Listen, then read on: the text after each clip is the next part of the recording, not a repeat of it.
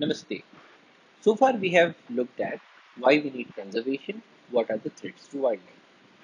Now the question is, how can we use the knowledge of economics for the aid of conservation? So now in this module, we'll look at how can economics help in achieving our objectives of conservation. And this module will have three lectures. The first one is the need to understand controls. Second is thinking as an economist. And the third is interdependence and gains from trade. So let us begin with the need to understand the controls. And we begin with a thought experiment. Let us consider that there is a 747 aircraft, and in this aircraft there are two pilots, and these two pilots are in disagreement. The question is this plane facing an imminent danger? Can this plane go and crash? Is there something that is going wrong? Now, both of these pilots are extremely experienced pilots, but they are looking at different controls. And they are looking at these controls correctly, they are reading these controls very correctly. So, both pilots are correctly reading the instrument dials. The pilot one is only looking at the altimeter, the onboard radar, and the position of the wing flaps. And the pilot 2 only looks at the fuel gauge, the airspeed indicator, and the cabin pressure dial. Now the question is it okay to see only certain readings and ignore the rest? Because if both these pilots do not come to an agreement, and they cannot come to an agreement till they talk, or they look at each other's readings. Now, if they do not come to an agreement, it is possible that both of them will spend their time in disagreement and the plane might go and crash. So, for instance, the pilot 2 is looking at the fuel gauge, but the pilot 1 is not looking at the fuel gauge. Pilot 2 looks at the fuel gauge, but the pilot 1 does not look at the fuel gauge. Now, suppose the fuel gauge shows that the amount of fuel in the aircraft is extremely low, because of which the plane might not work. So it is possible that this plane that is flying, the engines will stop and it will crash. Now pilot 2 is seeing this gauge, and he is correctly reading that this plane is in imminent danger of crashing. But pilot 1 has turned his eyes off from this gauge. He says that I'm not going to look at this gauge, whatever happens. Now, what will happen? So, this thought experiment tells us that whenever we are working for a common good, we need to be on the same page, and we need to look at things in a more coherent manner. Now, similarly, when we talk about economics or when we talk about conservation, why do we do economics? The aim of economics is to maximize the availability of resources, to maximize the benefits of resources to mankind. And why do we do conservation? We do conservation for precisely the same purpose. Why do we need plants and animals? We need plants and animals for ourselves. Because if we do not have these ecosystems that are working properly, then that will lead to a harm to us as a species of Homo sapiens as well. So when both of us, the economists and the conservationists, are working towards the same goal, it is extremely crucial that both of them read all the dials together. Now, currently the situation is that the conservationist concentrates upon the loss of habitats, loss of biodiversity, coral bleaching, soil erosion, pollution, global warming, and all these things. And the conservationist says that the world is going towards the doom. Similar to the second pilot. The second pilot says that, oh, the fuel has gone, this fuel tank has gone empty, we are out of fuel, and so this plane is going to crash. Similarly, the conservationist is looking at all these different aspects. He is looking at the biodiversity, and he sees that biodiversity is declining at a very fast pace. And so he says, oh, the earth is going towards a doom. But then we have the economist who concentrates upon increasing GDP, increasing per capita wealth, and the resource efficiency.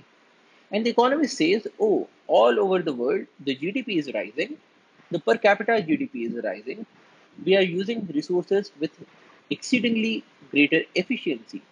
So there is no cause for concern because we are doing everything in a much better manner than we were doing previously. So why is there a cause of concern? There's nothing wrong. Similar to the first pilot who was ignoring the readings of the fuel tank and was saying that this plane is flying okay. Now, the question is it okay to see only certain readings and ignore the rest? Because if that happens, if we do not take all the readings into account, it is possible that the plane may crash or the earth may do. So we need to get the full picture to make an informed decision. Now, here it is also important to highlight the differences between the economic thought process and the ecological thought process as we are seeing currently. Now, this is something that needs to be changed. Currently, the economists and the ecologists are having a different thought process. They are looking at different dials and they are coming to different conclusions. We need to bring both of them to the same page. But before bringing them to the same page, it is important to realize what are the differences between both of these. So the first one is the time horizon. The economist looks at a much smaller time horizon than the ecologist. The time horizon in the case of economics is, say, the next year, the next decade, or probably the next century, but not beyond that. Whereas when the ecologist looks at things, he looks at things at an ecological time scale and also at the evolutionary time scale. So the ecologist might say that we should plan for, say, the next hundreds of years, or probably we should plan for the next millions of years. Because a number of these processes in ecology, they happen at such a slow pace that whatever harm we do to the environment will come to the results or we will face the consequences after a time being.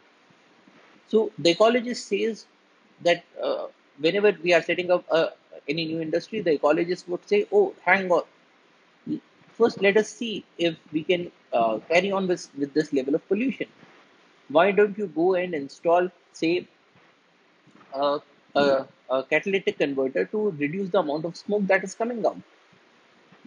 Now, the economist would say, oh, if I install this machine or if I install this equipment, probably I'll be able to recuperate the cost in, say, the next 30 years. So this is not good from an economic point of view, but the ecologist might say that no, no, no, this is extremely crucial. Otherwise, we might have a situation of acid rain. Now, this time horizon needs to be kept in mind. Secondly, the differences between sustainability and utility. Now, sustainable development means a development that meets the needs of the present without compromising the ability of the future generations to meet their own needs. So, when we talk about sustainability, we are keeping a long term time horizon. So, sustainability says that we need to meet the requirements of this generation while ensuring that the next generations and the generations after that will also be in a position to meet their own requirements. So, we are taking a long time span. Whereas in the case of utility, utility is a measure of happiness or satisfaction. And this measure of happiness or satisfaction is used for current status, for the current population. We do not calculate utility for the next generation. We calculate the utility for us. Now, in the case of economics, we are more concentrated with the current generation. So we concentrate on utility. In the case of ecological thought process, we look at sustainable development. We look at uh, in the case of sustainable development as well, we are emphasizing that we need to meet the requirements of the present generation. But then sustainable development says that, okay, we should meet the requirements of this generation, but we also need to ensure that the next generation is also not harmed in the longer time span. So this is again another difference between the ecological and the economic thought process at present. Now, the concept of utility has brought us to a thought process that is known as utilitarianism. Now, utilitarianism is the political philosophy according to which the government should choose policies to maximize the total utility of everyone in the society. Now, utility, as we have seen, is the measure of happiness or satisfaction. Now, utilitarianism says that we need to maximize this satisfaction of all the people in the current society. So, it is the political philosophy according to which the government should choose policies to maximize the total utility of everyone in the society. Now, the important thing to keep in mind in the case of utilitarianism or its definition is that nowhere it says that we need to maximize the utility for the current society as well as of the future generations. It does not say that. It just says that we need to maximize the utility. And such a thought process in which we want to maximize the utility of the current society can at times run counter to the thought of sustainability. So this is a major difference between the ecological and the economic thought process. Another difference is whether we are okay with externalities or whether we need to internalize the externalities. Now, externalities are the impacts of one person's actions on the well-being of a bystander. The impact of the actions of one person on the well-being of a bystander, and and there are two kinds of externalities: a negative externality and a positive externality. Now, negative externality means that the actions of one person create a negative impact on the well-being of the bystander. Then we call it a negative externality, such as exhaust from industries or exhaust from automobiles. Now, the industrialist who has set up the industry is getting all the benefits from the profits that the industry is bringing in. But the pollution that is caused by the industry, it is causing a harm to the society on a whole. It could even be at the global level in the case of certain chemicals that are being released. Now, the negative consequences are faced by everyone in the society. The positive consequences are retained by the industrialist. So this is an example of a negative externality, because the industrialist, when he or she is taking this decision on whether or not I should set up this industry and what sort of pollution containing measures should I be putting up, then he only takes these decisions on the basis of maximizing his or her own utility, maximizing his or her own profits.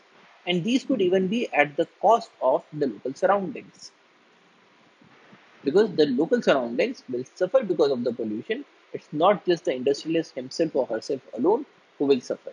So this is an example of a negative externality.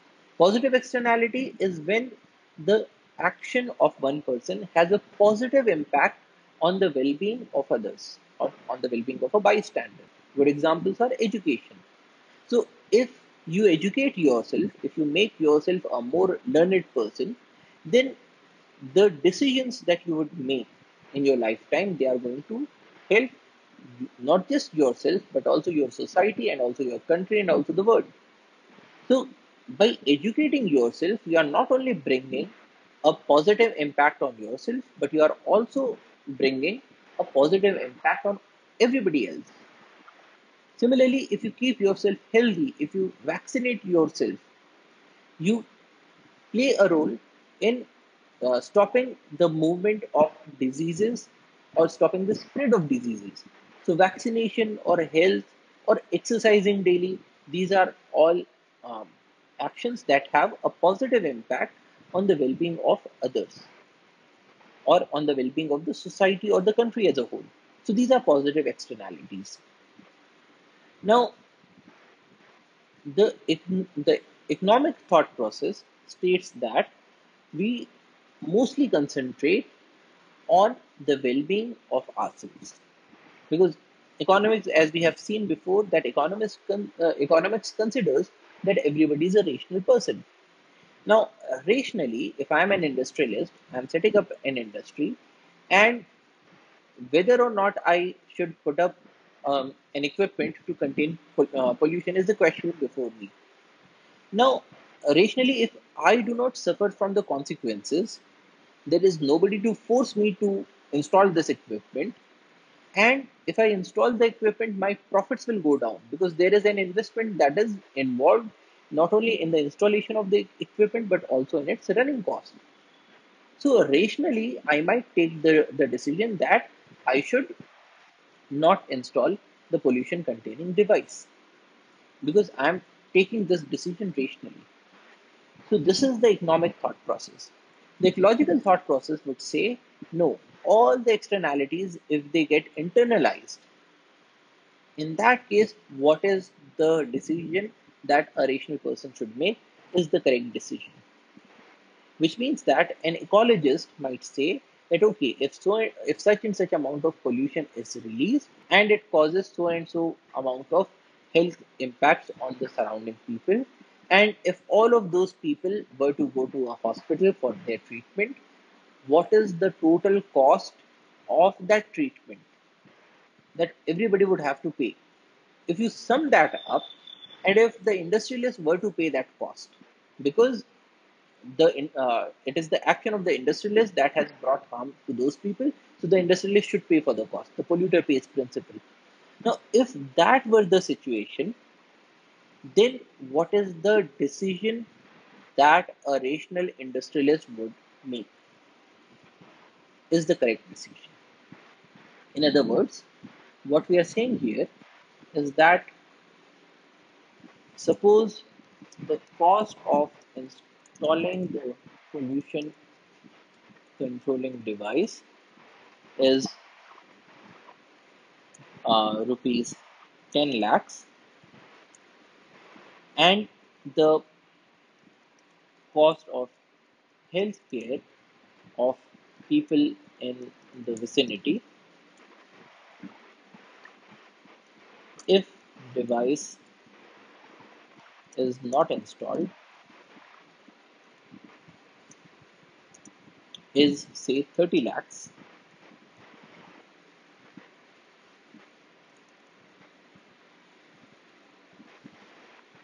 and if the industrialist had to pay this cost, so in that case,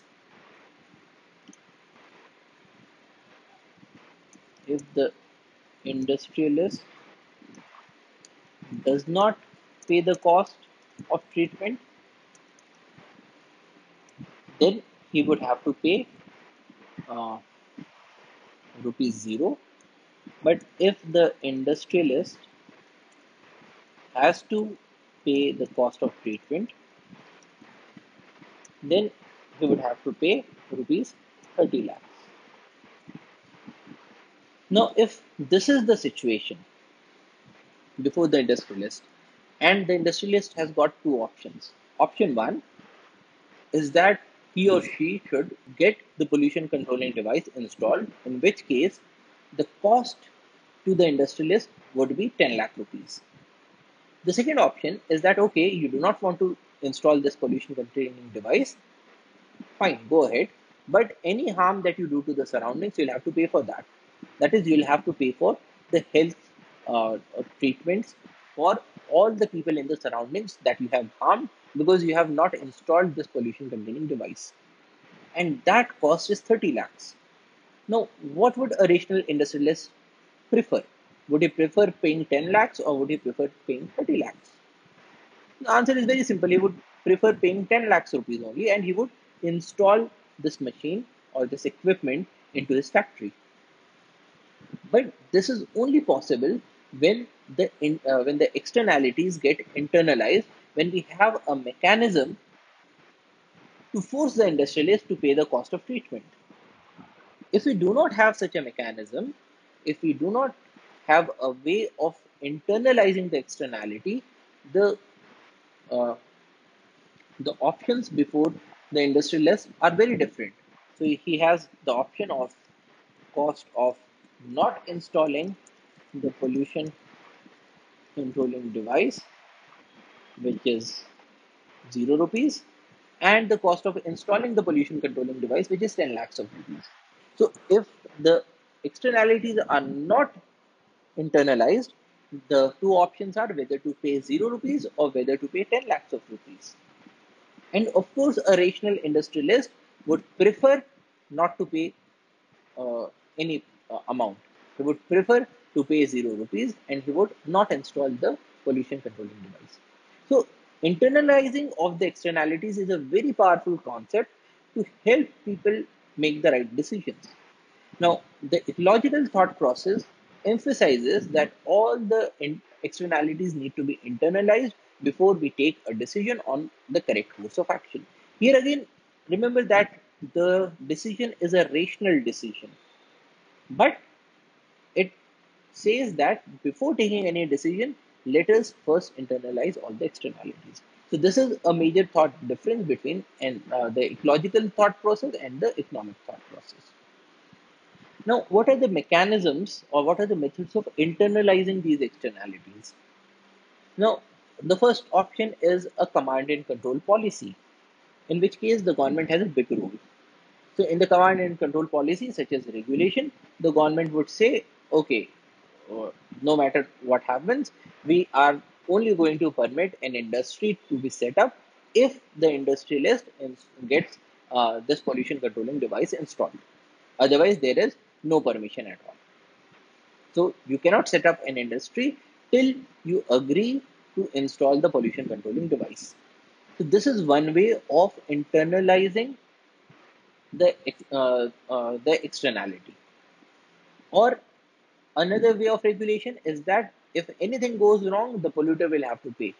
The industrialist would have to pay, and we will make use of the government machinery. We will make use of the law and order machinery to ensure that if the surrounding people are harmed, then the industrialist would have to pay. That is another way of regulating things. So, in a command and control economy, or in a command and control government, this is one way of ensuring that the externalities get internalized. But not just the government's role, we also have certain market-based policies. Market-based policies include things like Picobian taxes and subsidies.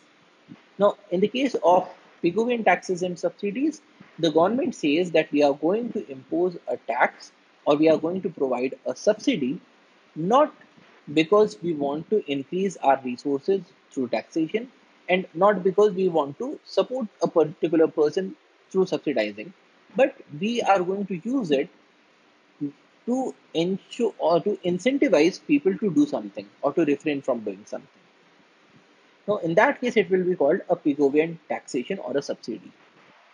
Now, how would a Picobian taxation or subsidy work in this case? The government might say that, okay, the cost of installing this pollution controlling device is 10 lakhs of rupees, and we are going to subsidize 9 lakhs of it, so that if any person has to install this machine, he or she only has to pay 1 lakh of rupees. Now, in this way, the government is turning the table. The government is saying that you do not have to now make a choice between paying 0 rupees and paying 10 lakhs of rupees. You only have to make a choice between paying 0 rupees and paying 1 lakh of rupees. And paying 1 lakh should be an easy matter for an industrialist. The government might, in some cases, even bring the subsidies to a level that it becomes zero. Or the government might even say that, okay, if somebody installs this device, we are going to pay that person 11 lakhs. So in that case, the government is paying 1 lakh of rupees to incentivize the person and also covering up all the costs of installing this device. Now, this is an example of a Picobian subsidy. An example of a Picobian taxation or would be, say, if there is a person who is not installing this pollution controlling device, then there would be a higher level of taxation to ensure that the government has sufficient funds to cover up if there is if there is a negative impact to the health of the vicinity. So in that case, the government would say that, okay, you do not have to pay. We are going to take care of all the citizens, but to take care of the citizens, we also require money. We also require taxation. So if you make this choice that you are not going to install this pollution controlling device, so in that case, you will have to pay 5 lakhs of rupees as taxes every year. And then the industrialist would think that, okay, if I install this machine, I only have to pay 10 lakhs of rupees. if I do not install this machine, I'll have to pay 5 lakhs of rupees every year. And so, in a span of like 2 years, I would have already paid the cost of the machine. And from the third year onwards, I will be paying more than 10 lakhs of rupees. So then the choice becomes much simpler. The industrialists would say, okay, if I can get a tax break by installing this machine, let me go for the tax break. Let me install this machine.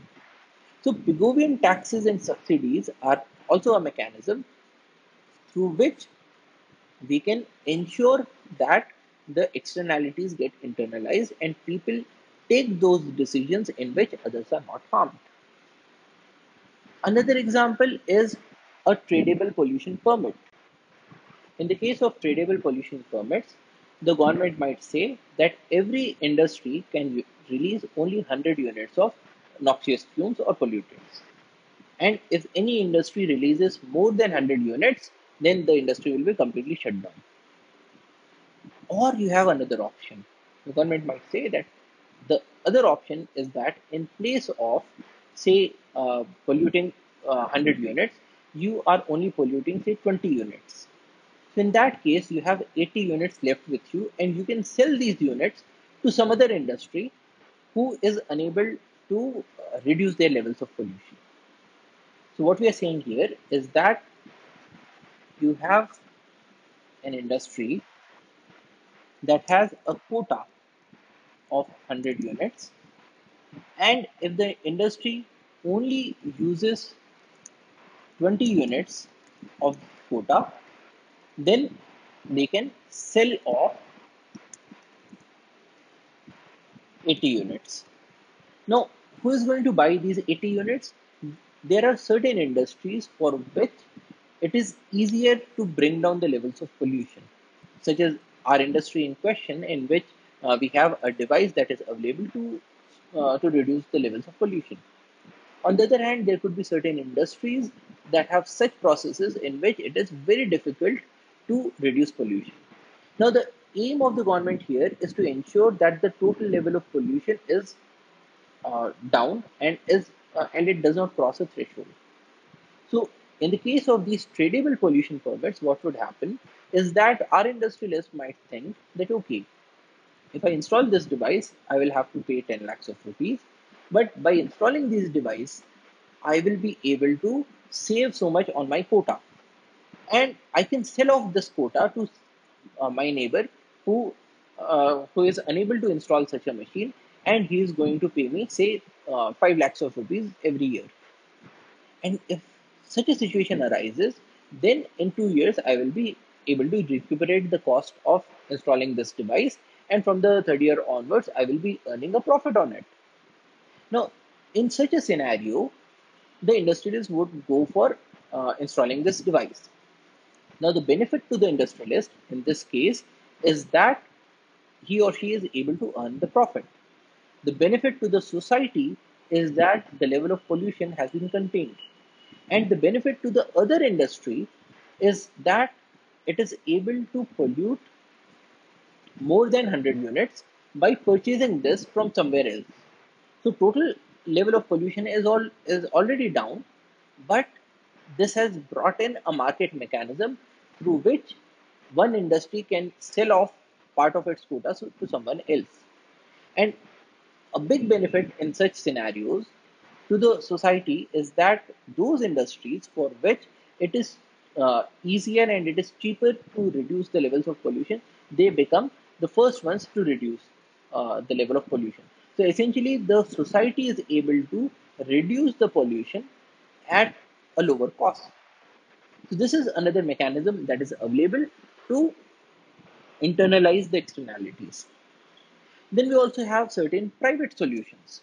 Private solutions include things like social norms and mores. Now, in the case of social norms and mores, there could be a social norm in a society that we should not give respect to those people who are polluting the environment. So, in that case, the level of pollution is brought down by a social action. So people might boycott those industrialists who are doing a lot of pollution, and people might start to honor those industrialists who have taken exemplary steps to reduce the levels of pollution. So through social norms and modes also, we can bring in a mechanism to internalize the externality.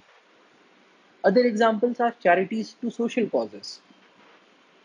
So there could be, say, an NGO who uh, who is able to procure these pollution controlling devices, and this NGO goes and fits this device to different industrialists, say free of cost. But then, how does this NGO get money to run this operation? Through donations. Now, in this case, the private solution is charity to this NGO. So the people who are there in the vicinity, they might pay to this NGO as a charity, so that the total level of pollution that they have uh, to tolerate, it goes down. So through charities and through NGOs and other social causes as well, there is a mechanism to internalize the externalities and bring these negative consequences down. So this is another economic way in which somebody pays so that the level of pollution goes down. Another private solution is integrating different businesses, and this normally occurs in the case of positive externalities.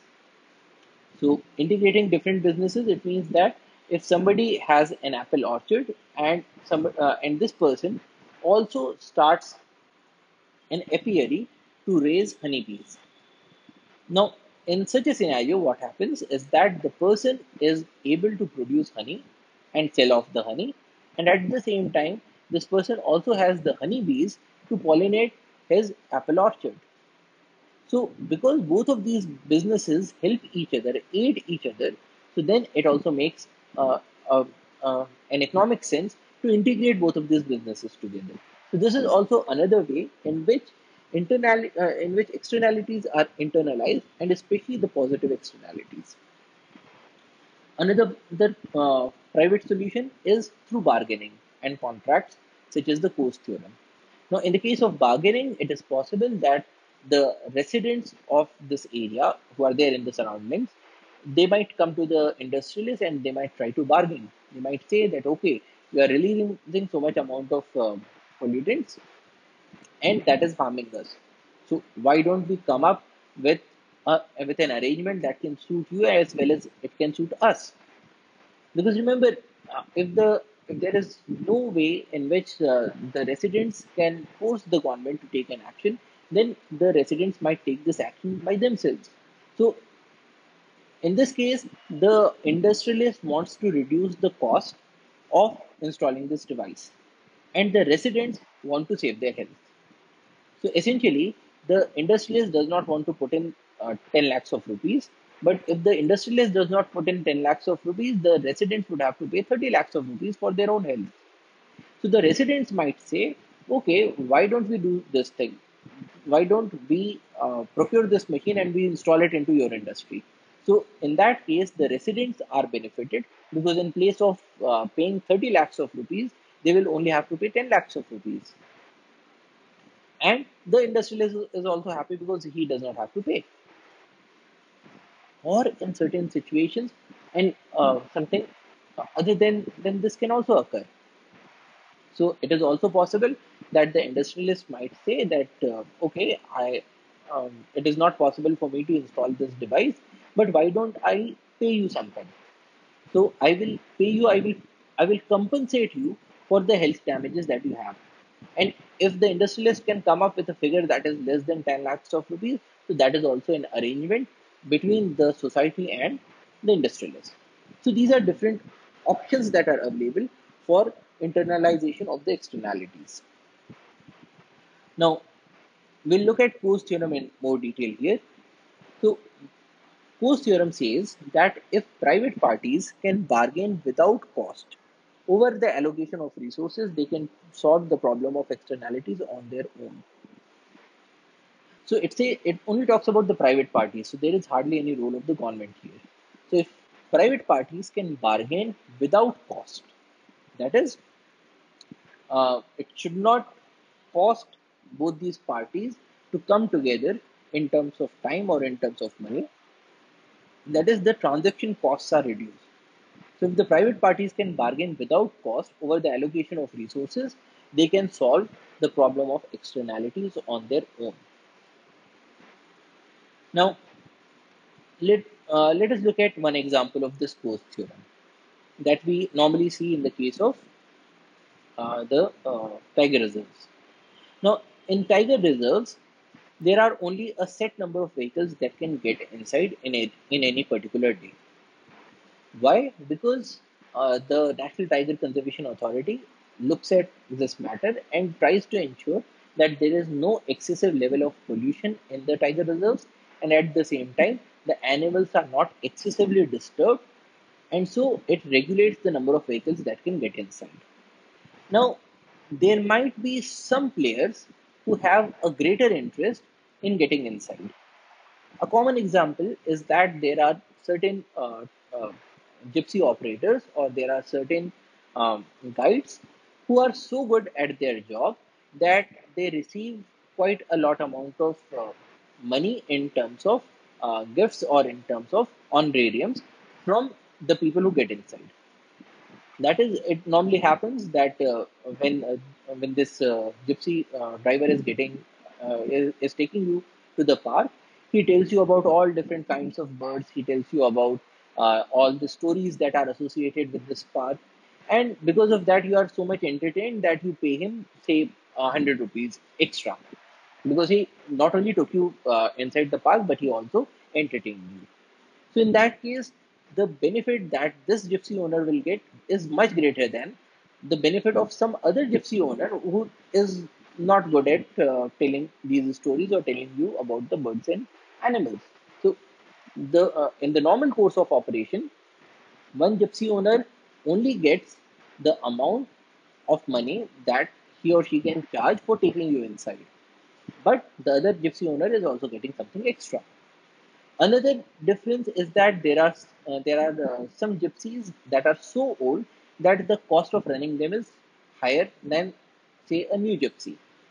So a person who has a new gypsy will probably be running at a much greater profit uh, than a person who is having an old gypsy. Now, if it so happens that a person who does not get a lot of money from getting inside has been chosen to get inside because of a roster system, and there is another person who thinks that if in place of this person, if I were to go, I can earn much more. Now, how can Poe's theorem bring us to a solution that is beneficial to everybody? So let us look at this. What we are saying here is that there is this gypsy, and if this gypsy goes inside, the profit is 2000 rupees. If it does not go inside, it gets a profit of 0 rupees because it is not flying inside. And different other gypsies have different levels of profits if they go inside. So there are certain gypsies that will earn more than 2000 rupees, and there are certain gypsies that will earn less than 2000 rupees. So suppose these are the gypsies that have been selected as part of the roster system. That is, when the NTCA says that 9 gypsies can get inside, so these are the 9 gypsies that were chosen, and this gypsy was not chosen. Now, the NTCA is concerned that only 9 gypsies should get inside. The NTCA is not concerned which gypsy should get inside. Now, how can Post theorem bring us to a much better solution? Now, suppose this person whose gypsy was not selected, he bargains with this person, who, if he gets inside, will only earn 900 rupees. And this person says that, okay, in place of you getting inside, let me go inside and I will pay you. This person is saying that I will earn much more profit if I get inside. And so, in place, so it is your turn to get inside, but you give that turn to me, and to compensate you, I will pay you some money for this jumping right, so to speak. Now, how much amount of money will be paid? Anything that is between the profit of this gypsy, that is 900 rupees, and the profit of this gypsy, that is 2000 rupees. So let us say that both of these bargain and they agree on 1200 rupees, 1200 rupees. And so this gypsy owner says that, okay, you pay me 1200 rupees and I will keep my gypsy outside and you can go in my uh, place. Now, what happens? This person who would have earned 900 rupees has now earned 1200 rupees. And so this person is happy because in place of earning 900, he is earning 1200. What about this person? Now, if this person did not get inside because he was not selected in today's roster, so he would have earned 0 rupees. But now that he has earned this, he has paid for these jumping rights, and he now has the chance to get inside. He will be earning 2000 rupees. Now, out of these 2000 rupees, he will be paying 1200 rupees to this gypsy owner, and now he will be left with 800 rupees. So, for this gypsy owner, the choice was either 0 rupees or 800 rupees. And this gypsy owner is now earning 800 rupees, so he is also happy. So, this gypsy owner is happy because he earned 300 rupees more. This gypsy owner is happy because he earned 800 rupees more. And NTCA, of course, is happy because only 9 gypsies got inside and there is uh, no other issue with this. So, by bargaining themselves, by doing this bargain, both of these parties have come up with a solution that is beneficial to both of them.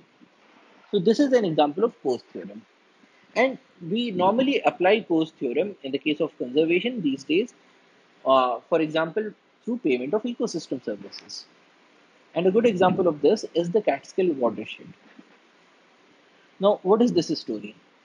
In New York, the water that is supplied comes from these mountains that are known as Catskill Mountains. Now, the city of New York has got two options. Option one is, which is the default option that most of us use, is that whatever water comes uh, to the city has to be treated. So you set up a water treatment facility and you run this facility, and you pay for its installation, you pay for its running, and this is the amount of money that you will have to spend to get good quality water. The second option that these people thought was that why don't we do something so that the water that comes to the city does not have to be treated at all. So they started looking at what causes pollution in this water. And they saw that the people in this Catskill Mountains, they were also doing agriculture. And when these people do agriculture, they will be using fertilizers, they will be using pesticides, and these chemicals were coming into the water. So the people of New York, they said, okay, why don't we do one thing?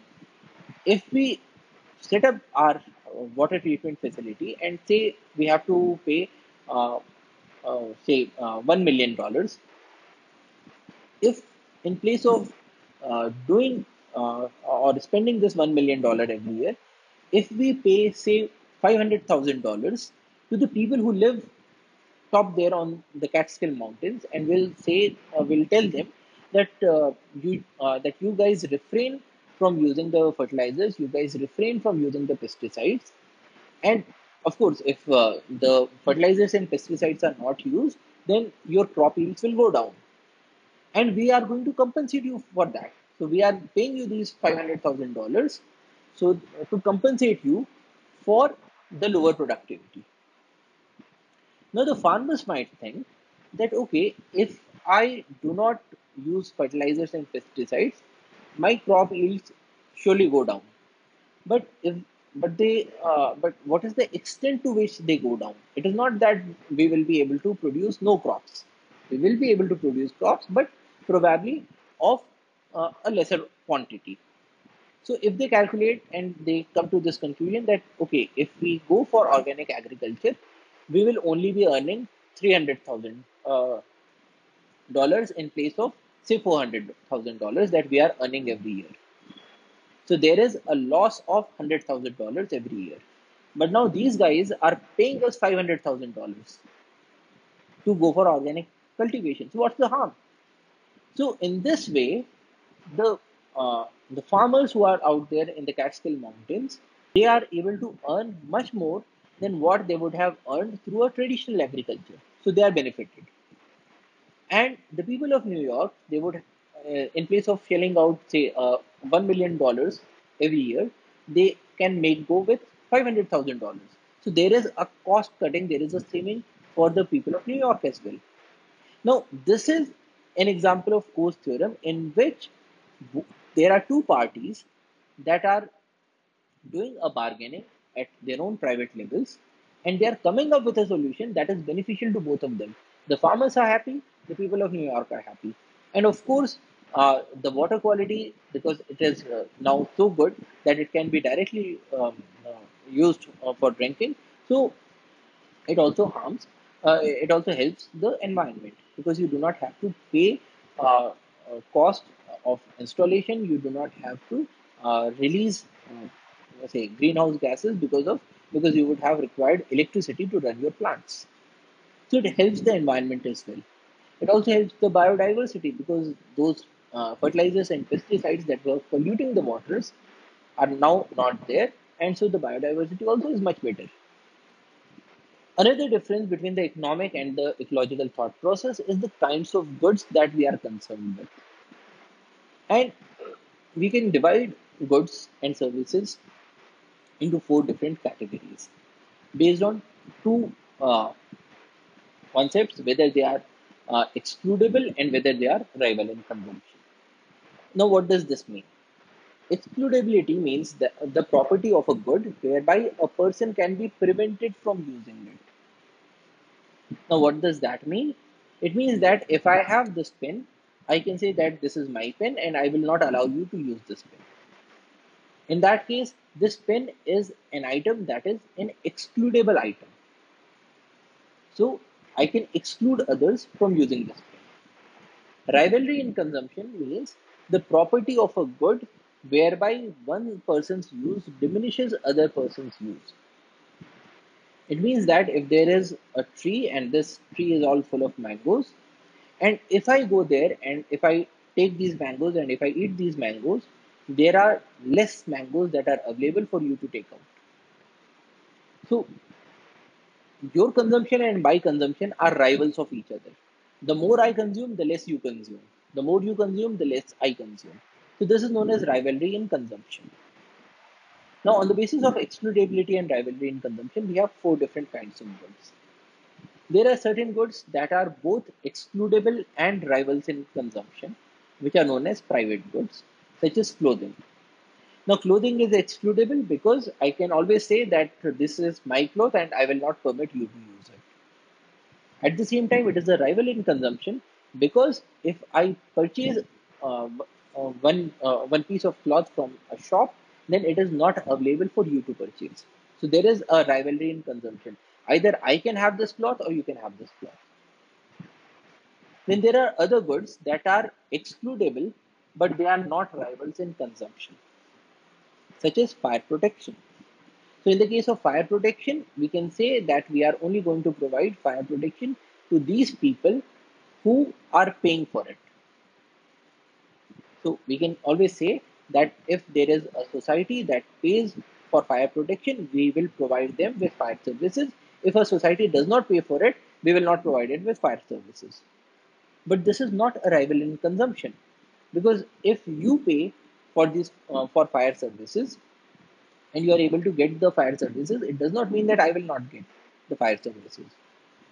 So it is not a rival in consumption. So these goods are known as club goods. Then there are certain other goods that are rival in consumption, but they are non-excludable, such as the environment.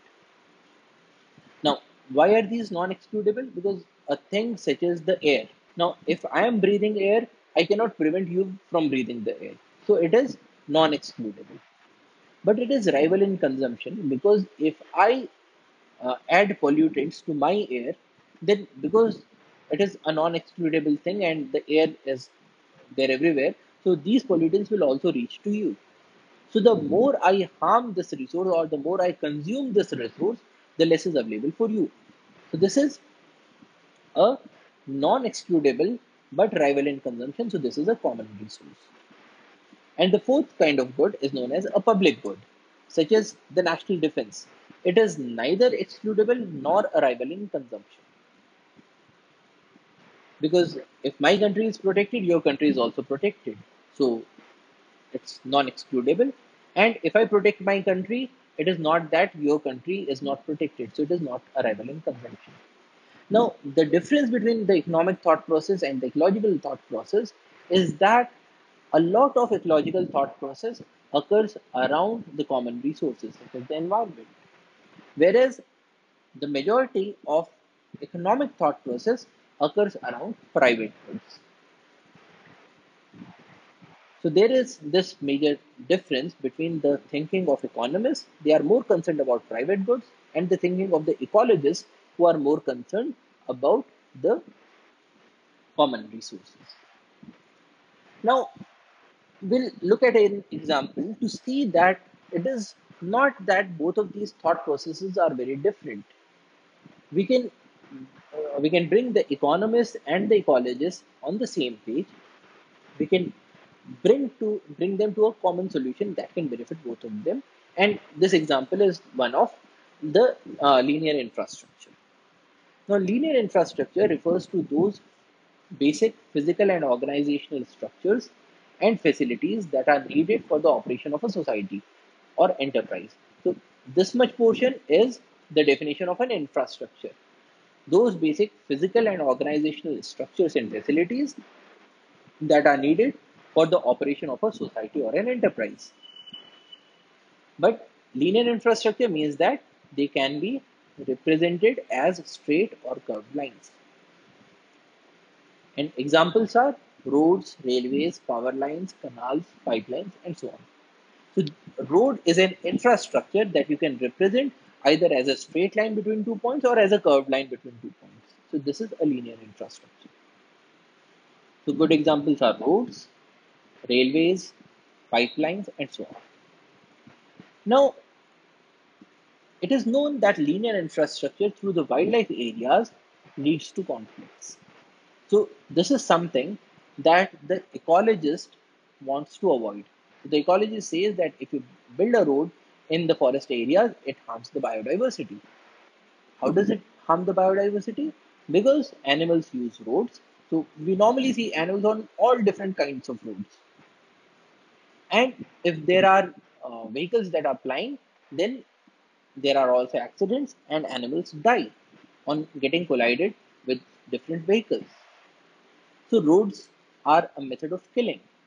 Roads also cause pollution in terms of air pollution, sound pollution, and light pollution. So if there is a road, then you are also harming the forest, you are harming the biodiversity. You are providing a means through which people can throw waste products into the forest, which is another harm. Roads are barriers to wildlife movement because this wildlife area is very different from this paved structure of the road.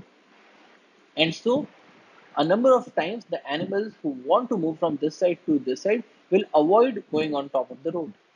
They act as barriers. They act as physical barriers, they act as psychological barriers. And a lot of this has also got to do with the amount of or the number of vehicles that are flying per unit time. If you have very less number of vehicles, then probably the animals are able to cross the road.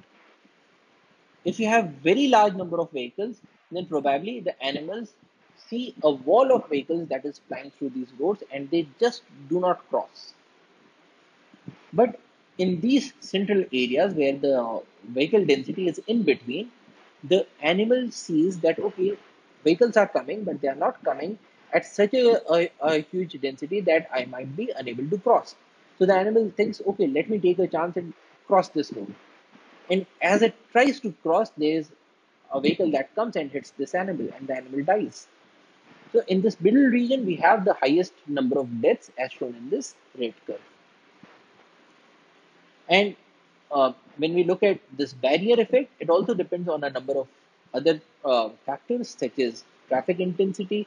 If there is more traffic intensity, there will be a wall of vehicles, the speed of vehicles, the sensitivity of the drivers, whether they are using headlights or horns and so on, the presence and location of animal crossings. So if there is a road with a very heavy traffic, but then there is also a bridge and the animal can cross under the bridge. So in that case, it is not very big of a barrier. Movement pattern of the species. So especially in the rainy seasons when a number of species are on the move, the barrier effect is much more pronounced. Species specific preference of road use. There are some species that are more comfortable in using a road. There are some species that completely avoid the road. The edge features. What is the height of the embankment? If the embankment is too high, the animals will be unable to get to the road. So that will be a very great barrier. Time of the day, time of the year, and species diversity in the surroundings. Another harm with these linear infrastructures like roads is that roads fragment the habitats. So here you have one here you were having a big habitat, and now it has fragmented it into these three sections. There was this beautiful forest, but now the animals cannot cross from this side to this side. So it has created a fragmentation. Construction of roads, it causes loss and destruction of habitats, because to construct roads or railway lines, you will have to cut off trees. You will have to perform earthwork. So even during construction, it creates a problem for biodiversity. It can lead, so this is an example of earthwork in which a big sized hole has been dug. Construction causes loss and destruction of habitat. Roads also facilitate the destruction of habitat. Why? Because roads permit accessibility to different areas. So if people can reach to an area, they can also come there and cut trees. They can also poach animals. So roads also facilitate the destruction of habitat. Roads also increase interaction with humans. So this is an example in which a Nilgai hit a vehicle.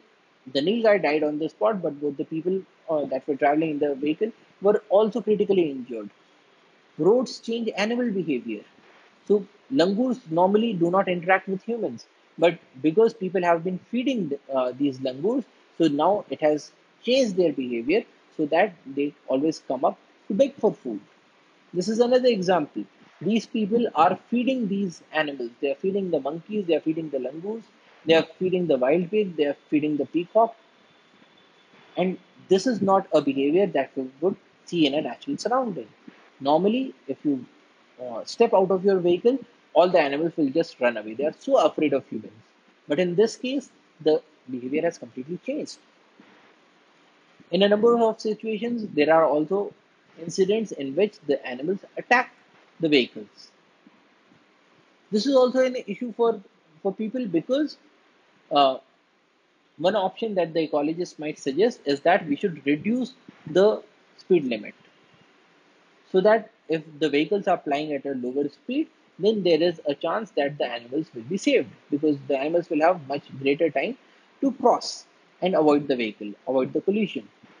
But then, if we try to reduce the speed of the road, then that is also having an impact on development because we normally want to go from point A to point B as soon as possible, and this will hamper that.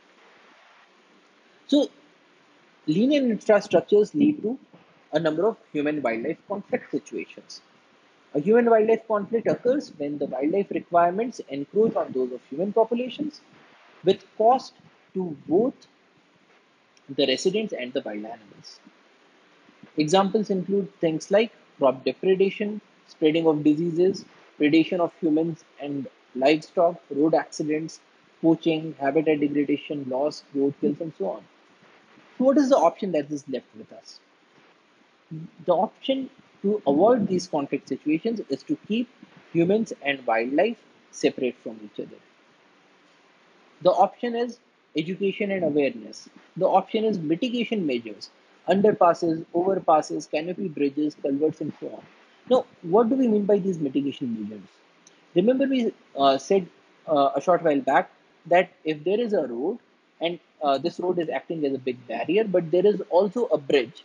So the animals may use the bridge to cross, and in that case, the interaction between the animals and the humans goes down.